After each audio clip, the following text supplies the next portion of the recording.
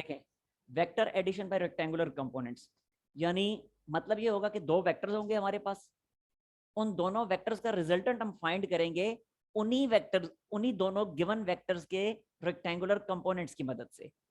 ठीक है, मतलब इसका ये है कि एक्स वाई कोऑर्डिनेट सिस्टम हम ले लेते हैं, this is our X Y coordinate system. अब इसमें इस एक्स वाई कोऑर्डिनेट सिस्टम में हमारे पास दो वेक्टर्स हैं, एक वेक्टर है ये, ठीक है जी, और दूसरा वेक्टर है ये। अब ये जो दो वेक्टर्स हैं आपके सामने, इन्हीं दोनों वेक्टर के जो जो भी रेक्टेंगुलर कंपोनेंट्स बनेंगे, उन रेक्टेंगुलर कंपोनेंट्स की मदद से इन्हीं वेक्टर्स का सम फाइंड करना है हमने, इन्हीं वेक्टर्स का रिजल्टेंट वेक्टर फाइंड करना है कि अगर इन दोनों वेक्टर्स को मैं ऐड करूं तो जो रिजल्टेंट वेक्टर होगा वो क्या बनेगा। तो देखें, अप्लाई करते हैं हेड टू टेल रूल, और head to tail rule apply करके यहाँ पे रिजल्टेंट वेक्टर हम ड्रॉ कर देते हैं और उसके बाद फिर हम स्टार्ट करते हैं अपनी मैथमेटिकल कैलकुलेशन। सो देखें, थोड़ी सी अब मैं बड़ी फिगर बनाता हूँ यहाँ पे।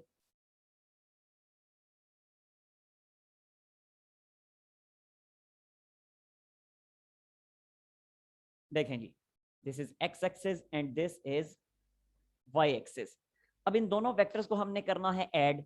तो हमें पता है कि जब वेक्टर्स को ऐड किया जाता है तो पहले फर्स्ट वेक्टर ड्रॉ किया जाता है, फिर सेकंड वेक्टर ड्रॉ किया जाता है। तो ये फर्स्ट वेक्टर जो है ये ब्लू कलर में, इसे मैं नाम दे देता हूँ ए का, और ये जो रेड कलर में जो वेक्टर है इसे नाम दे देता हूँ बी का। अब मैं फाइंड करना चाहता हूँ ए प्लस बी वेक्टर, ए को बी में ऐड करूं तो रिजल्टेंट क्या बनेगा, वो मैं फाइंड करना चाहता हूं। तो इसके लिए मैं करूंगा क्या, पहले ये वेक्टर ए में ड्रॉ करूंगा।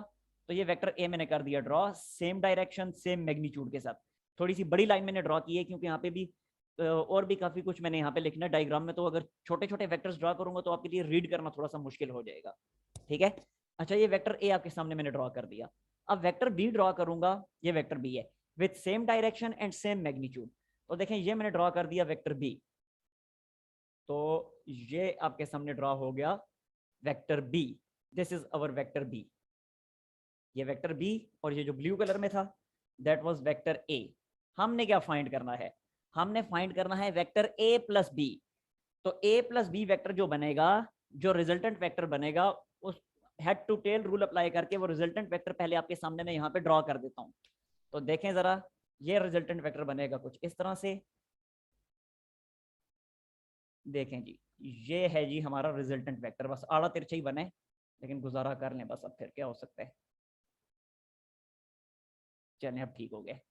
तो ये जो ग्रीन कलर में आपके सामने मैंने ड्रॉ किया है, this is our resultant vector A plus B. So ये मैंने लिख दिया R is equal to A plus B vector. ठीक है, जबकि ब्लू कलर में जो था ये था वेक्टर ए, ब्लू कलर वाला जो है ये वेक्टर ए है, और रेड कलर वाला जो है ये है हमारा वेक्टर बी। अब हमने क्या करना है, हमने वेक्टर ए और वेक्टर बी के जो कंपोनेंट्स हैं उनकी मदद से ये रिजल्टेंट वेक्टर हमने फाइंड करना है। तो इसके लिए पहले देखें, अब आप लोगों ने ये बातें मुझे बतानी है। मुझे ये बताएं कि ये जो इतना डिस्टेंस है ये वाला, इस डिस्टेंस का नाम क्या है, ए ऑफ एक्स। ए एक्स, बिल्कुल ठीक है, वेरी गुड, ये है ए एक्स। अच्छा, बिल्कुल इसी तरह अब मुझे बताएं कि ये वाला जो डिस्टेंस बन रहा है इसका नाम क्या है, ए वाई। ए वाई, बिल्कुल ठीक है, क्योंकि ये वाई का कंपोनेंट है, सॉरी ए का वाई कंपोनेंट है और ये ए का एक्स कंपोनेंट है। अच्छा, अब नेक्स्ट आगे जरा चलते हैं। अब मुझे बताएं कि ये वाला जो डिस्टेंस है, इस डिस्टेंस का क्या नाम है,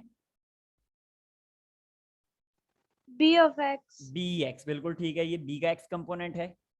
ठीक है, और इसी तरह अब मुझे बताएं कि ये जो डिस्टेंस बन रहा है ये वाला, इसका नाम क्या है,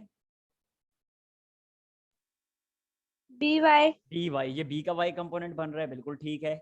अच्छा, अब मजीद आगे चलते हैं। अब मुझे बताएं कि ये जो पूरे का पूरा डिस्टेंस है, इस डिस्टेंस का क्या नाम होगा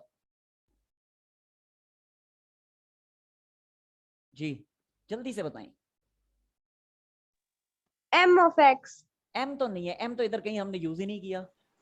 are R of R X. R of X, R X, क्योंकि ये पूरे का पूरा ये ग्रीन कलर में ये रिजल्टेंट वेक्टर है आर जिसका नाम है। तो इतना हिस्सा जो है फिर ये आर का एक्स कंपोनेंट बना ना, so this is R X. And similarly मुझे बताएं कि ये वाला जो डिस्टेंस है इसका क्या नाम है, R का Y आर आर component. का वाई कंपोनेंट, बिल्कुल ठीक हो गया। अब तो काम बहुत आसान है। अब तो आधा टॉपिक तो समझे चला गया, आधा तो आपको यहीं पे समझ आ चुका है। हम क्या फाइंड करना चाह रहे हैं, हम रिजल्टेंट वेक्टर फाइंड करना चाह रहे हैं। और जब रिजल्टेंट वेक्टर हमने फाइंड करना है तो हमें पता है कि वेक्टर दो चीजों से मिलकर बनता है, एक मैग्नीट्यूड और एक direction.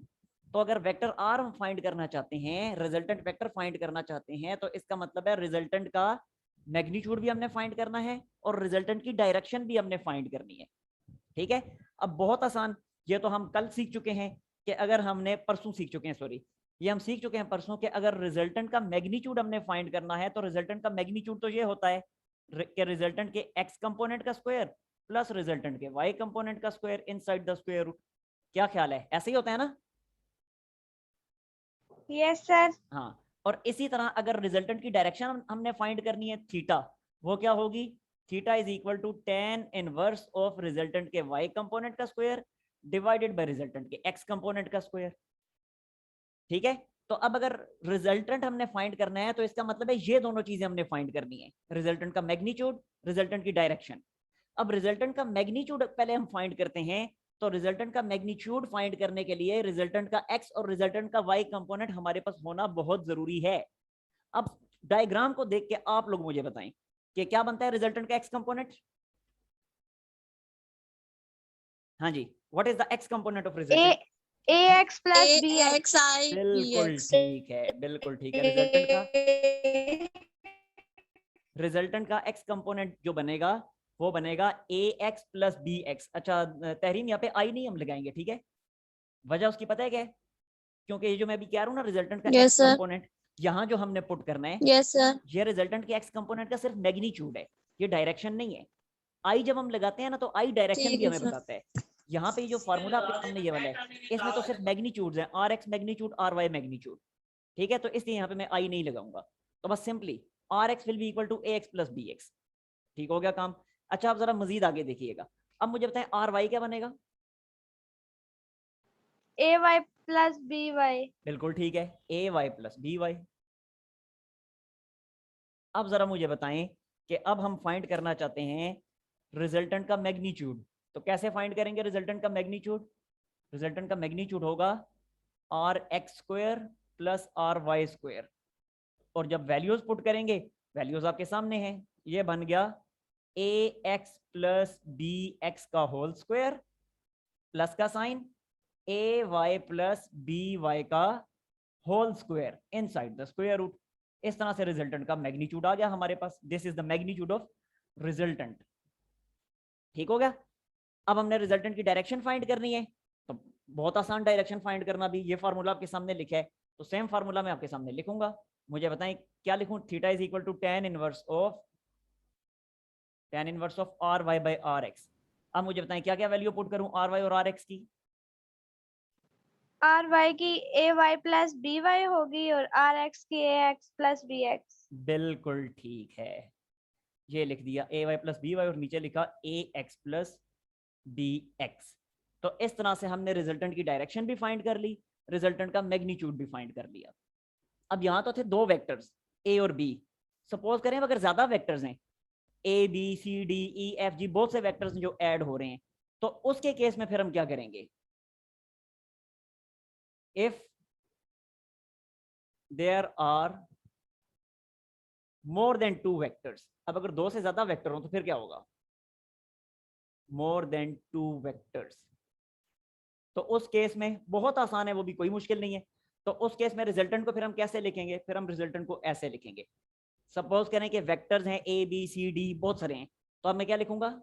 A x plus B x plus c x plus up to so on, जितने भी वेक्टर्स हैं उन सब का स्क्वायर और फिर प्लस का साइन, और फिर होगा a Y plus B y plus c y plus up to so on, इन सब का स्क्वायर। ये स्क्वायर रूट के अंदर ही लिखा हुआ है सारा कुछ, ठीक है? और जब डायरेक्शन की बात होगी तो अब क्या हो जाएगा? Theta is equal to tan inverse of, वो हो जाएगा फिर a Y plus B y plus c y up to so on, वो सारे नीचे डिवाइड, और अब a x plus B x plus c x up to so on, वो सारे। इस तरीके से डायरेक्शन भी आ जाएगी जी। अब मुझे बताएं कोई मसला किसी को इसमें? हाँ जी, any problem? No sir. Clear सबको? Yes sir. चलें, अच्छा फिर ऐसे करें, जल्दी से इसका स्क्रीनशॉट ले लें। अच्छा देखें, इस टॉपिक में हमने सीखा क्या है? सीखा इस टॉपिक में हमने ये है कि जब कभी भी हमें कोई से भी वेक्टर्स, कोई से भी दो या दो से ज्यादा वेक्टर्स जिनका रिजल्टेंट हमने फाइंड करना है, वो रिजल्टेंट फाइंड करने के लिए एक नया मेथड हमने सीख लिया आज, कि रिजल्टेंट फाइंड करने के लिए अगर गिवन वेक्टर्स के कंपोनेंट्स हमें पता चल जाएं। देखें, गिवन वेक्टर के कंपोनेंट्स थी ना, ए एक्स बी एक्स ए वाई बी वाई। तो अगर गिवन वेक्टर ए और बी के कंपोनेंट्स हमें पता चल जाएं तो उन कंपोनेंट्स की मदद से हम रिजल्टेंट पूरे का पूरा फाइंड कर सकते हैं।